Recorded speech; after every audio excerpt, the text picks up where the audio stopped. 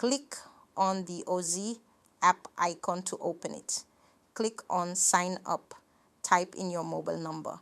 If you have a referral code from another Auzee user, you can input it now. If not, leave it blank and click on Next. The app will now ask you to set a password. Create a unique password.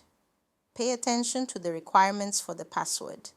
Without completing all requirements, your password will not be accepted.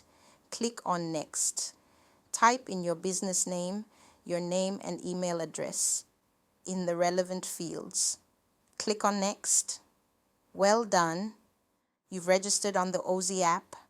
Follow the instructions to explore the app and understand its features and benefits. For more work videos, check out the Priority Work playlist on the Unity website. Thank you.